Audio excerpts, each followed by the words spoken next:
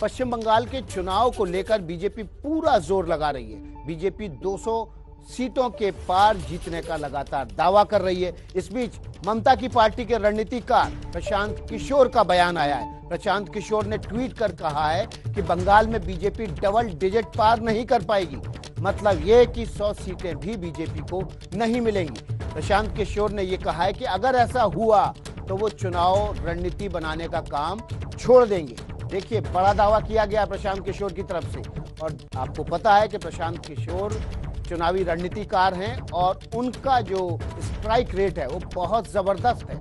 आज सुबह सुबह उन्होंने कल अमित शाह के 2 दिन के दौरे के बाद, जब पार्टी में टीएमसी में जबरदस्त भगदड़ मची, 9 से ज्यादा विधायक, एक सांसद और एक पूर्व सांसद ने जब पार्टी छोड़ दी, उसके बाद ये ट्वीट आया ममता बनर्जी के चुनाव रणनीतिकार प्रशांत किशोर का, जिसमें उन्होंने कहा कि बीजेपी डबल डिजिट का आंकड़ा बंगाल में पार नहीं कर पाएगी। अगर ऐसा हुआ तो वे चुनावी रणनीति का काम छोड़ देंगे। उन्होंने आगे ये भी लिखा, और इस ट्वीट को आप सेव कर लीजिए, बीजेपी इससे बेहतर बिल्कुल नहीं कर पाएगी। अगर ऐसा हुआ तो वो ट्विटर छोड़ देंगे। और देखिए, प्रशांत किशोर के इस दावे के बाद बीजेपी की तरफ से भी जवाब आया, वो भी हम आपको दिखाएंगे। लेकिन इस वक्त की बड़ी खबर है कि प्रशांत किशोर ने दावा किया है, बीजेपी का समर्थन करने वाले मीडिया के एक वर्ग से कहना चाहता हूं, वास्तव में बीजेपी को दहाई का आंकड़ा पार करने में संघर्ष करना होगा। इस ट्वीट को आप याद रख लीजिए, सेव कर लीजिए। बीजेपी इससे अच्छा नहीं कर पाएगी। अगर किया तो चुनावी रणनीति बनाना छोड़ देंगे।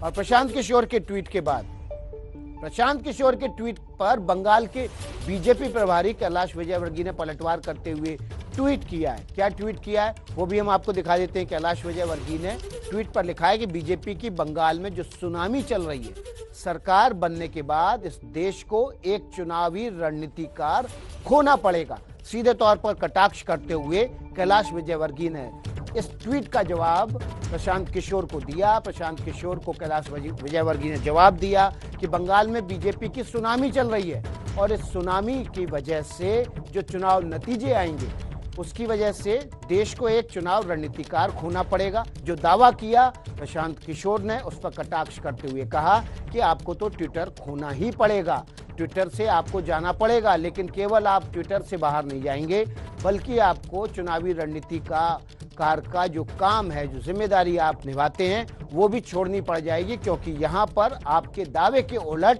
नतीजे आने वाले हैं। बीजेपी की सुनामी आने वाली है। ये देखिए, बीजेपी के बंगाल में जो सुनामी चल रही है, कैलाश विजयवर्गीय लिख रहे हैं, इस देश को एक चुनाव रणनीतिकार खोना पड़ेगा। ये कैलाश विजयवर्गीय ने कटाक्ष करते हुए ये ट्वीट किया है। और जबरदस्त ट्विटर वॉर हो रहा है इस समय। लेकिन इसके पीछे क्या था? इसके पीछे था अमित शाह का वो 2 दिन का जलवा और जलसा जो उन्होंने पश्चिम बंगाल में दिखाया, जिसमें टीएमसी को जबरदस्त झटका लगा। इस पूरे मसले पर हमारे साथ पंकज झा जुड़ गए न्यूज रूम से। सीधे पंकज झा का रुख कर लेते हैं। पंकज, आपने तो प्रशांत किशोर को उत्तर प्रदेश में भी काम करते देखा है, दिल्ली में भी काम करते देखा है, पंजाब में भी काम करते देखा है। इस बार जो खुलकर प्रशांत किशोर दावा कर रहे हैं चुनावी जीत और हार का, ये उनका कॉन्फिडेंस है या ओवर कॉन्फिडेंस है? देखिए, तो चुनावी नतीजे बताएंगे विकास की ये प्रशांत किशोर का कॉन्फिडेंस था या ओवर कॉन्फिडेंस था। लेकिन अगर प्रशांत किशोर, जिनको हम पीके कहते हैं, इलेक्शन स्ट्रेटेजी बनाते हैं, बीजेपी से शुरुआत की, और उनका अगर ट्रैक रिकॉर्ड देखिए विकास भदौरिया, तो विकास सिर्फ यूपी में जब समाजवादी पार्टी और कांग्रेस मिलकर विधानसभा का चुनाव लड़ रही थी, उसके अलावा सभी चुनावों में उन्हें जीत मिली है। और सबसे ताजा था दिल्ली का चुनाव, जहां अरविंद केजरीवाल की सरकार बनी है। पिछले 7-8 महीनों से बंगाल के लिए काम कर रहे हैं। और जो बात प्रशांत किशोर ने ट्वीट में कही है, वो हमसे और हमारे जैसे कुछ और साथियों से भी लगातार पिछले कुछ महीनों में कहते रहे हैं कि लोकसभा का चुनाव अलग था। जब हम 2019 की बात करते हैं या उससे पहले उसके एग्जाम्पल देते हैं वो प्रशांत, कि 2016 में जब लोकसभा के चुनाव, विधानसभा के चुनाव हुए, और उससे पहले 2014 में बीजेपी को वहां करीब 17% वोट मिले। लेकिन जैसे ही 2016 में विधानसभा के चुनाव हुए तो बीजेपी का वोट परसेंट घटकर 10 के आसपास हो गया, जबकि टीएमसी का वोट परसेंटेज 5% बढ़ गया। तो वो कह रहे हैं कि इस बार भी जितना हाइप एंड हुपला है, जितना दिख रहा है ग्राउंड पर या बताया और दिखाया जा रहा है मीडिया में, वैसा सच नहीं है। ग्राउंड रियलिटी अभी भी टीएमसी के पास है और वो कह रहे हैं कि लोकसभा चुनाव में बीजेपी को अच्छे वोट शेयर मिले, 18 लोकसभा की सीटें मिले, लेकिन विधानसभा चुनाव में हालात बदल जाएंगे। लेकिन विकास, एक चीज और कहना चाहूंगा, प्रशांत ने पहली बार खुलकर ये बात कही है, बहुत बड़ा दावा है उनका कि मैं ये धंधा जिसके लिए हम और आप पीके को जानते हैं वो काम ही छोड़ देंगे। लेकिन ये सच है कि टीएमसी की हालत बंगाल में दुधारू तलवार जैसी है। एक तरफ उसे हिंदू वोटरों को भी सहेजना है, चुनौती बीजेपी से मिल रही है, दूसरी तरफ उसे मुस्लिम वोटरों को भी सहेज कर रखना है, जहां आने वाले दिनों में ओवैसी जैसे लोगों से चुनौती मिल सकती है।